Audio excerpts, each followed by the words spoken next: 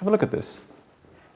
The display case that we have here is actually very similar to the other display cases that we've looked at during the exhibition.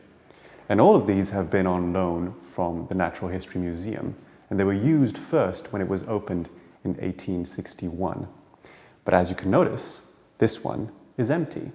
And here what Deball is doing is really playing with the idea of displays and how they frame a narrative.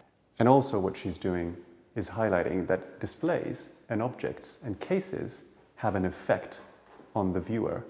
Actually, they transform the relationship between an object and a person.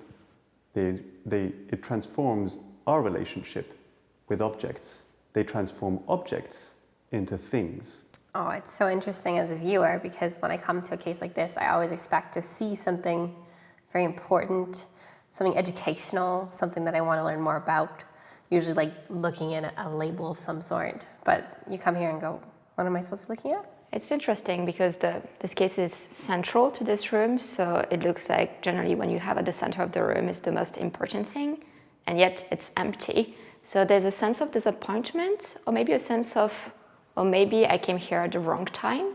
Like it is maybe the wrong time to come and the object hasn't arrived, so there's a certain deceived expectation. So that's really interesting. You pick up on the ideas of label and centrality, and that really connects this object to all the other ones in the room.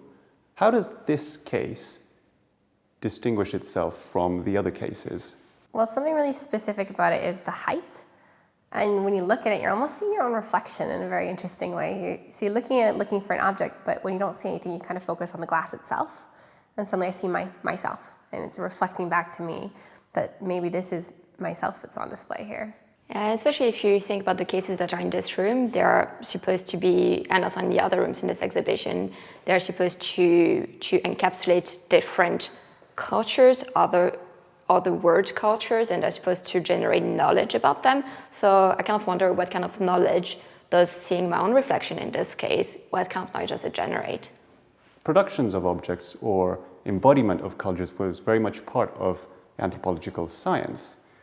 Where do you think museums today actually sit in this between making and knowing? There's a bit of a change, right? Initially, when you would go to museums a century ago, in an anthropology museum, you would be able to touch the items. Then those cases kind of became the norm, and the objects were not available for the public anymore. Whatever you would learn would only come from visual cues, or again, the labels, if they were actually available. And now we are kind of moving back to a more sensorial experience of the museum. Yeah, I also think this is a really good way in which this tells us, this display very specifically is telling us that you're not, it was made for something, but the culture you're here to know is actually our own. A museum is the culture that I'm looking at. The Western culture is the one that's on display here. And that's, I think, was really important for someone to listen, to look at, and to also, like, when critically analyzing all these displays, the takeaway of what is actually known is more about ourselves, perhaps, than about other cultures that we seek to define and label over time.